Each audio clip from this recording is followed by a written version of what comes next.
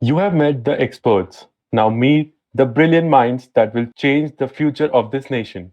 The students of USMS GGSIPU present a concise view of what Budget 2022 has to offer and the various nuances that will shape the government's future goal 25 years down the line.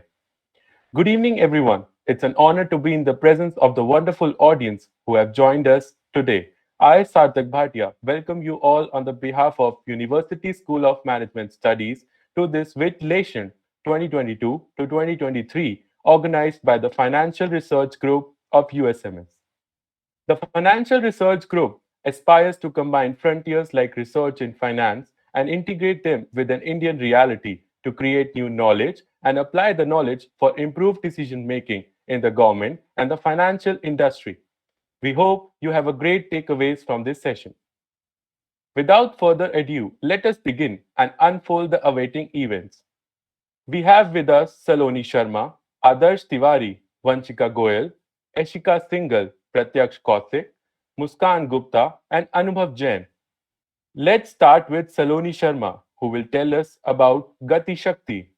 This budget seeks to lay foundation and give a blueprint to steer the economy on the Amrit Kal of next 25 years from India at 75 to India at 100. This budget continues to provide impetus for growth. It lays a parallel task, a blueprint for the Amrit Kal, which is futuristic and inclusive, and one of the key highlights of the present budget. Now we will cover Gati Shakti. Now, I will be talking about Gati Shakti, what comes under this, and how it is important for the budget. Now, what comes under Gati Shakti? This approach is driven by seven engines: roads, railways, airports, ports, mass transport, waterways, and logistics infrastructure. All seven engines will put forward the economy in unison. These engines are supported by complementary roles of energy transmission, IT communication, bulk water, sewage, and social infrastructure. The scope of PM Gati Shakti National Master Plan will encompass the seven engines for economic transformation, seamless multimodal connectivity, and logistics connectivity. The mega plan aims at building holistic infrastructure. The plan has received its first outlay of 20,000 crores. The PM Gati Shakti is a transformative approach for economic growth and sustainable development. The budget reforms and increased budgetary allocation will bring India at par with global supply chain. It contributes significantly to Atmanirbhar Bharat vision of the country. The fact that all mode operators will be brought from a unified logistics interface platform will further aid the efficient movement of goods. The unit will reduce logistics costs and time and at the same time assist just-in-time inventory management and eliminate tedious documentation. This integrated approach of infrastructure development will also encourage and build confidence to entrepreneurs, developers, and institutional investors to further invest in the sector. The umbrella scheme will give more firepower due to higher allocation across the board. The development of multimodal logistics park will further spur economic growth. There is a notable change in infrastructure with respect to development of highways. The new proposed measures under the plan are for expanding national highway network by 25,000 kilometers. One nation, one product concept will be implemented to help small businesses and supply chains. The Union Cabinet had in 2016 decided to merge the railway budget with the general old budget, thus ending the 92-year-old tradition of having a separate railway budget.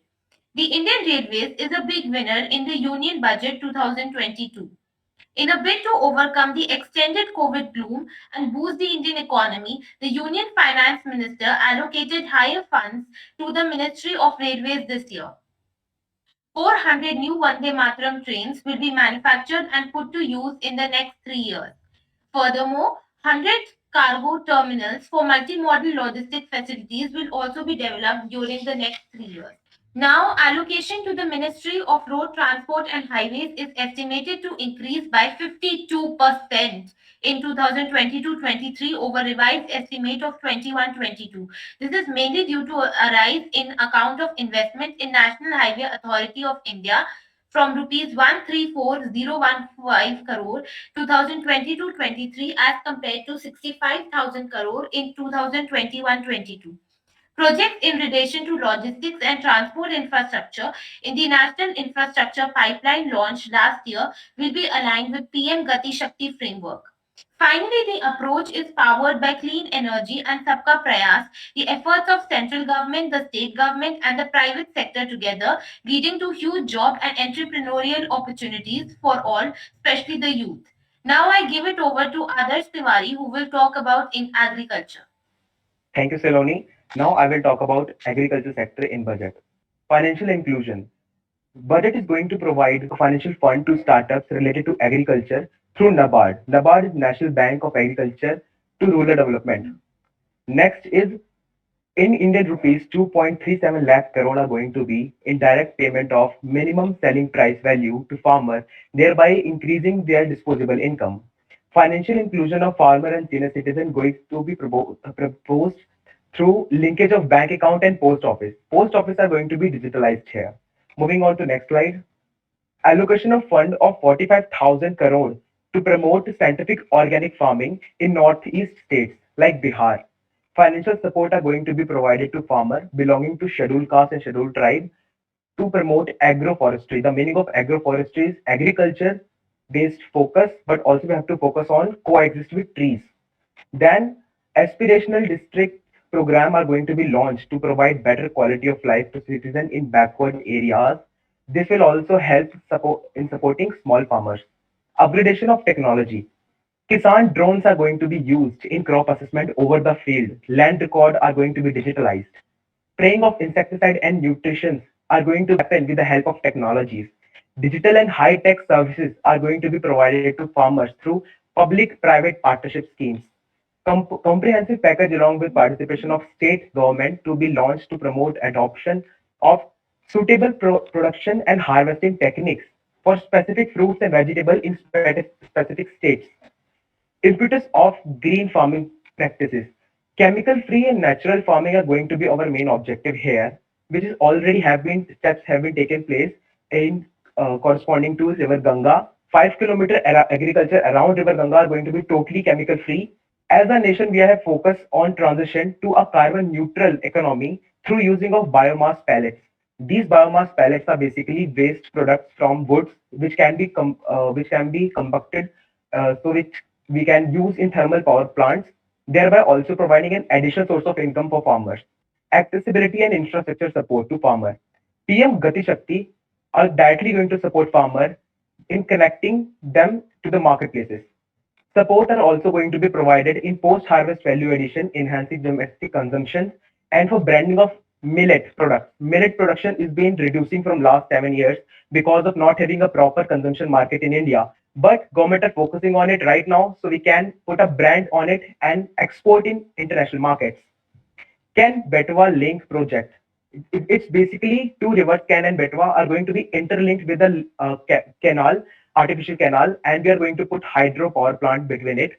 This will lead us to generating of electricity and also provide drinking water supply. Other measures. Central of manufacturing cluster are going to be introduced in places of special economic zones.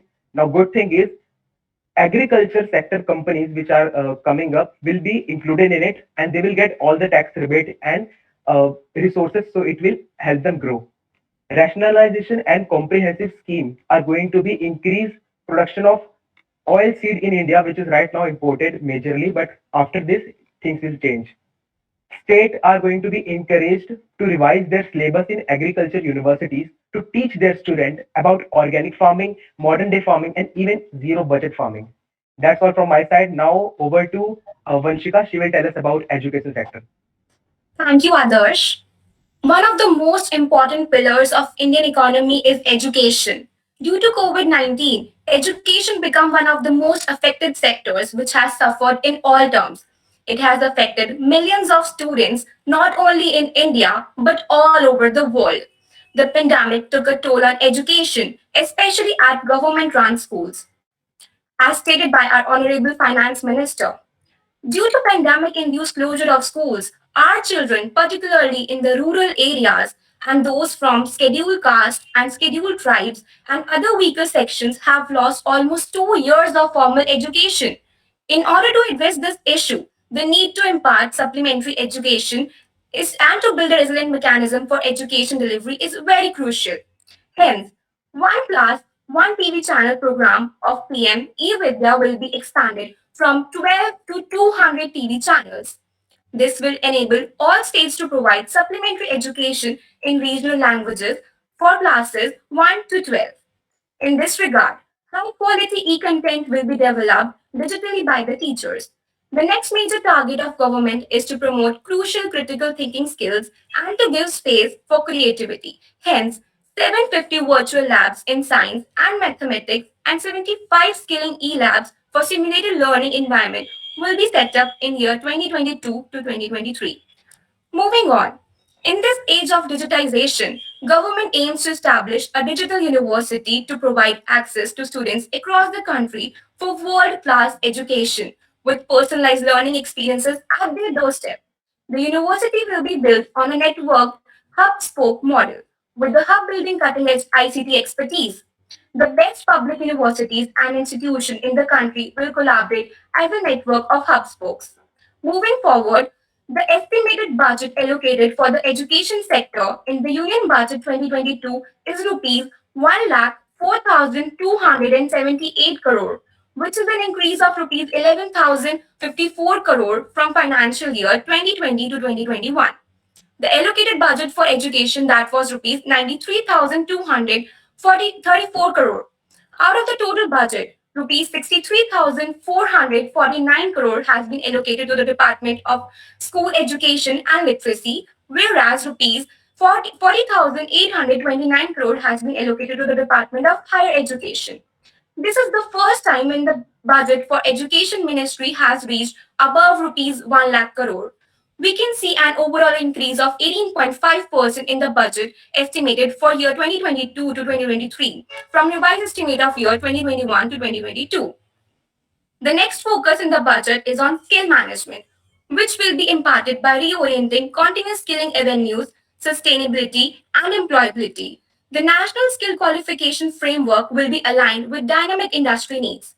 An e-portal called Desh Stack, short for Digital Ecosystem for Skilling and Livelihood, will be launched. This portal will aim to empower citizens to skill, reskill, and upskill through online training. Startups will be promoted to facilitate drone Shakti through varied application and will be encouraged to use drone as a service. For this purpose, various schools and colleges will get this technology of drone. National Education Mission is a major scheme in the education sector which was launched in year 2018. In the budget 22 to 23, the National Education Mission has received rupees 39,553 crore, which is more than the revised estimate of rupees 30,796 crore from the mission last year. We can see an overall increase of 28.4% in the budgeted estimate for the year 2022 to 2023 from the revised estimate for the year 2021 to 2022. Now, I would like Ishika Singhal to take over and talk more about the health sector. Thank you, Vanshika.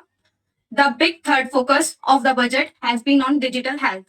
In her budget speech, Finance Minister Sita Raman announced the rollout of an open platform for the national health ecosystem. She said the digital ecosystem will comprise an exhaustive list of digital registries of health providers and health facilities, unique health identity, consent framework, and universal access to health facilities. Significantly, the National Digital Health Mission has been allocated rupees 200 crore compared to just rupees 30 crore allocated in the previous budget. Finance Minister Sitaraman said that National Mental Health Program will be launched in April to help improve access to quality mental health counseling and care services.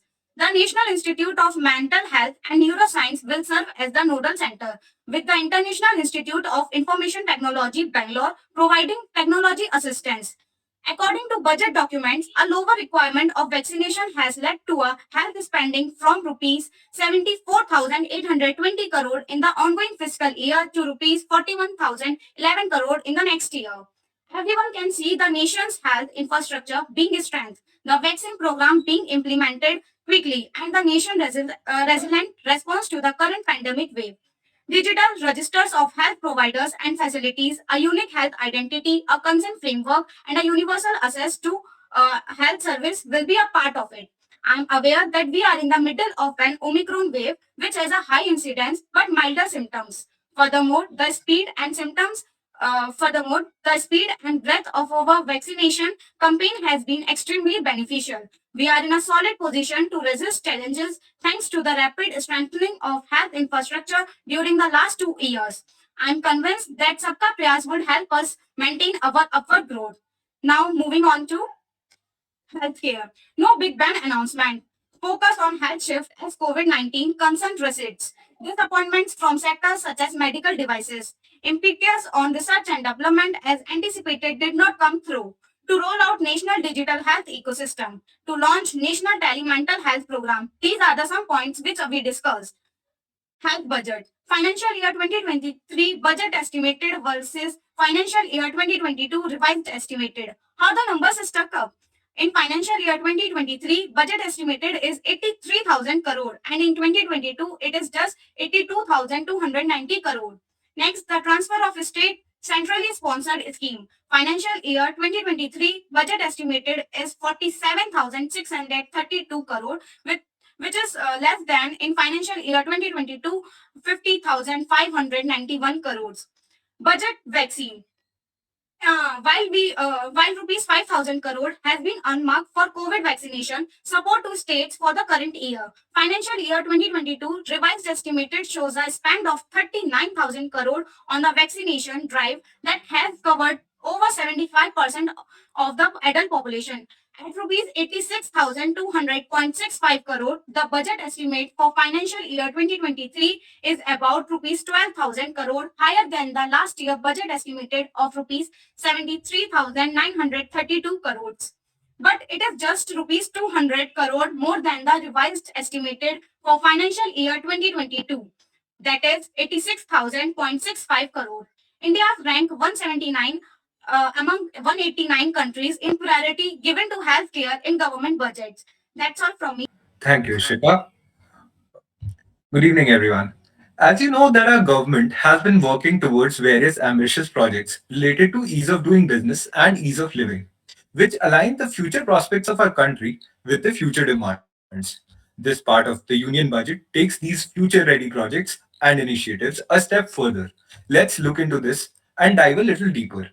Productivity enhancement talks about expansion of existing framework to entail digitization of manual processes, integration of central and state level systems through IT bridges, single point access for all citizen centric services, and also standardization and removal of overlapping compliances. During this budget, government informed that in recent years, over 25,000 compliances were reduced and 1,486 union laws were repealed. This is the result of our government's strong commitment for minimum government and maximum governance. The government continues to follow the idea of trust-based government. There are plans to expand the scope of Parivesh portal. What is Parivesh Portal? Parivesh is a web based application which has been developed for online submission and monitoring of the proposals seeking environment, forest, wildlife, and coastal regulation zone clearances from the central, state, and district level authorities. Establishing CPAs to facilitate voluntary winding up of the companies. The Center for Processing Accelerated Corporate Exit, that is CPACE, with re-engineered processes will be established to facilitate and speed up the voluntary winding up of these companies from the currently required 2 years to less than 6 months. For the AVGC sector, that is animation, visual effects, gaming, and comic, the government plans to set up a promotion task force with all stakeholders to recommend ways to cater Indian markets as well as global demands. Moreover, support will be extended for 5G infrastructure and ecosystem under the PLI scheme. Defense R&D will be opened up for industries, startups, academia, amounting to 25% of the defense budget. Out of the total defense budget, 68% of capital procurement budget will be earmarked for domestic industry in 22-23. This is 10% higher than the previous year. In order to move towards electric mobility and its integration with the town planning, the government plans to draft a battery swapping policy as an alternate to setting up charging stations in urban areas. For encouraging important sunrise sectors such as climate action, deep tech, digital economy, pharma, and agri-tech, the government will provide blended finance where the government share is being limited to 20%. As you know, we are aiming to raise our exports. The Social Economic Zone Act will be replaced with new legislations that will enable the states to become partner in development of enterprise and service hubs. You guys must be wondering what is SEZ. SEZ is social special economic zones. It is a territory within the country for export related industry and infrastructure that has fiscal concessions and different businesses and commercial laws, chiefly to encourage investment and create employment in the export sector. Towards a move towards ease of doing business, the government procurement aims to enhance transparency and reduce delays in payments, a completely paperless end-to-end online e-bill system. Other amendments in this respect are provisions have been made for 75% of the running bills to be mandatorily paid in 10 days itself.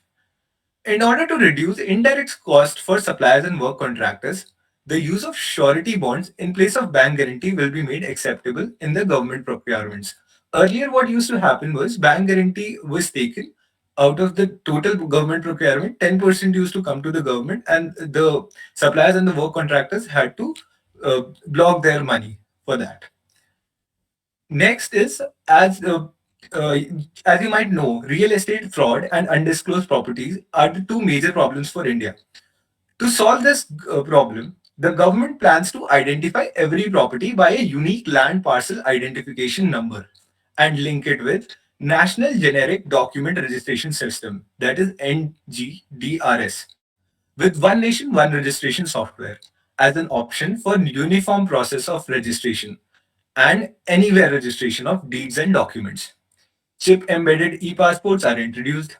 Then the government proposes modernization of building bylaws, implementing town planning schemes and transit oriented development, which are coherent with the sustainable development infrastructure. And hence, Center for Excellence in Urban Planning are also being worked upon. We'll move ahead to investment financing.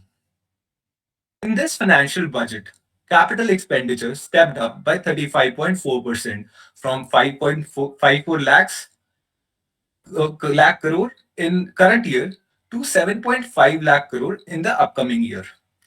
Infrastructure status for data centers and energy storage system will be given. Infrastructure status particularly means inclusion in this list implies that access to concessional funds, promotion of project, and continuity of construction for specified subsector will be given to this. However, it does not attract any vital tax breaks. As as a part of the government overall market borrowing in 22-23, sovereign green bonds will be issued for mobilizing the resources, especially for the green infrastructure. Measures to aid investment by venture capital and private equity investment. Our government also plans an expert panel to encourage venture capital and private equity investments. The government has announced raising accelerating MSME performance, that is the RAMP program, with an outlay of 60 billion Indian rupees to support MSME. Moving ahead, an important part of investment financing will go to uh, Gujarat International Finance Tech City, that is GIFT City, a world-class foreign universities and institution will be allowed in the GIFT City to offer financial management, fintech, science and technology, and engineering courses. governed by the regulations of International Financial Service Center, that is IFSC, to facilitate availability of high-end human resource for financial services and technologies. Since we are looking at expansion of our exports, government plans to set up an international arbitration center in the gift city itself for timely settlements of disputes of international matters. It will also facilitate services for global capital for sustainable and climate financing. Measures will be taken to enhance financial viability of infrastructure projects. Government will introduce digital rupee using blockchain and other technologies which will be issued by RBI. Then we'll be talking about the fiscal space provided to the states. For 2022 and 23, the allocation is 1 lakh crore to assist the states in catalyzing overall investment in the economy. This allocation will be used for parts of PM Gati Shakti projects, supplemental funding of priority segments of PM Gram Sadak Yojana, and digitization of the economy, including digital payments, completion of optic fiber cable network across India. The states will be allowed a fiscal deficit of 4% of their GDP, of which 0.5% will be tied to power sector reform specifically. As we know, we have witnessed power crisis in the previous year. Moving on, I'll ask Muskan to take this forward. Thank you, Pratik. Now, another important part of the union budget is tax proposal. Moving forward, the first part is the income tax. There is no change in the slab rate of income tax. Second one is updated return of income. Taxpayers will be permitted to file an updated income tax return within the 2 years after their assessment year. But they have to pay penalties like 25% in the first year and 50% penalty in the second year. The next one is cooperative. Alternate minimum tax for cooperative will be reduced from 18.5% to 15%. Surcharge is also reduced from 12% to 7% for the cooperative whose total income is between 1 crore to 10 crore rupees. Union budget also provide deduction to the parents or the guardian only if the lump sum amount or annuity is available to the disabled person on the death of their parent or the guardian. National Pension System account of state government employees, it provides that equal treatment to center as well as the state government employees. Tax deduction limit increases from 10% to 14% on the employer's contribution. Startups established before 31st March 2022 has been provided tax incentives for 3 consecutive years out of their 10 years. In view of this pandemic, the budget provides for extending the period of incorporation of eligible startup by 1 more year, that is up to 31st March 2023.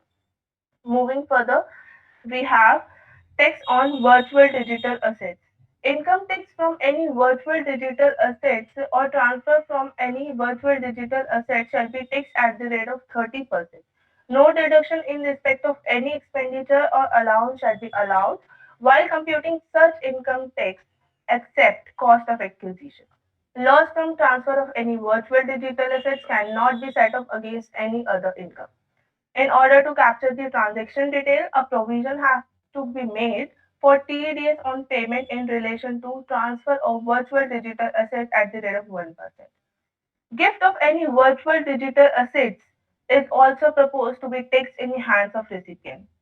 Moving further, we have change in custom duties. Over 500 items custom duties has been changed. Many custom exemptions are also being phased out. Now moving further, we have various items which is going to be cheaper and which is going to be costlier in the coming year. Cheaper items are mobile phone charger, leather products, clothes, farming goods, gemstones and diamonds, custom duty on chemicals needed for petroleum products, and the costlier items are single or multiple loudspeakers, headphone or earphones, imitation jewelry, duty on umbrella increased to 20%. This is all about text proposal. Now I will request Anubhav to continue further. Good evening, everyone. In this part of the presentation, we will be comparing the budget estimates for financial year 2023 and the revised estimates for financial year 2022. We will start with comparing major sources of revenue of the government. Apart from budgetary borrowings, the three major sources of revenue are taxes from income, corporate taxes, and goods and services tax. As you can see, the government estimates the revenue from taxes on income to increase from 615,000 crores to 7 lakh crores, thereby marking an increase of 13.84%. Similarly, corporate tax and goods and services tax is estimated to increase by 13.8% and 15.6% respectively. Moving on to the expenditure estimates by the government, we first take a look on the types of expenditure. The two types are capital expenditure and revenue expenditure. While the revenue expenditure is estimated to increase merely by 0.86% to 31 lakh 94,663 crores, the capital expenditure, on the other hand, is estimated to increase by a huge 24.5% to 7 lakh 50,246 crores. This marks an important step from the government in pushing India towards a phase of rapid infrastructure and development and overall economic growth. Now we move on to ministry-wise allocation of funds. Most of the ministries have not seen any major change in their allocation with respect to the revised estimates of financial year 22.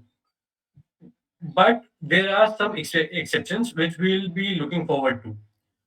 First comes the Ministry of Communication, which has witnessed an increase of 90.3% from 54,570 crores to 1,05,407 crore rupees. This is on account of capital infusion of rupees 44,720 crores to the state-owned telecom service provider BSNL for 4G technology upgradation as well as company restructuring. Second such ministry is Ministry of Road Transport and Highways, which has witnessed an increase of 51.8%, taking the expected expenditure to 1,99,108 crore rupees. This is a reflection of government's plan to boost the pace of infrastructure development across the country and making India the first choice for foreign investors. Contrary to other ministries, Ministry of Consumer Affairs, Food and Public Distribution has seen a fall of 28.5% in budgetary allocation. This is mainly due to excess allocation for food subsidy under Pradhan Mantri Garib Kalyan Ann Yojana to provide food grains free of cost in FY 2022, which to an extent is not required this year. Moving on to the schemes or policy changes that have been introduced this year. First, we have taxation. While there is no change in income tax slabs, the government has proposed to introduce 30% tax and 1% TDS on income from virtual digital assets. Coming to the National Small Savings Fund, up until last year, the government used to provide loans from NSSF to FCI, which did not account for budgetary borrowings but increased internal debt. Anyhow, in this budget, the government has proposed to discontinue with these loans and bring back a debt to books, thereby increasing transparency in budget. This is being done after clearing a debt of 2.5 lakh crores of FCI, mainly borrowed by NSSF from NSSF in financial year 2022. Health and family welfare. Contrary to what many people had predicted, the government had put this ministry in the back seat with negligible increase of 200 crores in FY23. But there is still a silver lining. The budget for National Health Mission has been increased by 8.2% to 37,000 crores. Coming to midday meals, the government has decreased the budgetary allocation for this scheme by 11% to 10,233 crores. This move is not so surprising as the scheme has been subsumed by PM Poshan Shakti Mission, which aims at providing nutritional food and will also cover pre-primary classes. Jal Jeevan Mission. The government is one of the ambitious targets of this government is to provide a water tap connection to every household in this country by 2024. In the same direction, the budgetary allocation for Jal Jeevan Mission has been increased by 33% to 1,000 crores. 30% to 60,000 crores. Lastly, allocation to Mahatma Gandhi National Rural Employment Guarantee Scheme (MGNREGS) has been revised to 73,000 crores from 98,000 crores, marking a reduction of 25.5% from FY22. This is mainly due to excess allocation last year to mitigate the impact of second wave of COVID-19 pandemic. This marks the end of the presentation. We thank you all for your precious time. The six pillars of a budget 2022 to 2023 shown in the presentation were very informative. This was our take on the Union Budget 2022. We all hope that you have learned something from today's session. And if you have any doubts, you can post in the chat box. Our speaker will be happy to address them.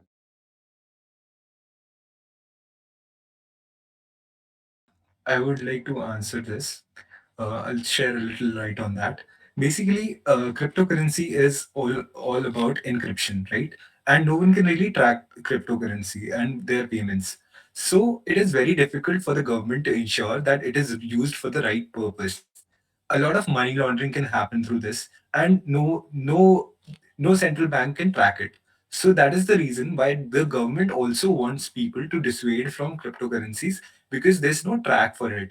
There can be illegal activities, terror funding, and moreover money laundering from the using cryptocurrencies. So it is both, right? Since they are being dealt with, so government sees a chance of revenue earning from that, and also they want people to dissuade from cryptocurrencies, dealing in cryptocurrencies. So that is another reason why the government has very stringently taxed cryptocurrencies, and moreover they have not even allowed people to settle off their losses in cryptocurrencies. So that is the reason. I mean, that is my opinion. There is an end to everything, but we believe that there is never an end, but always a beginning.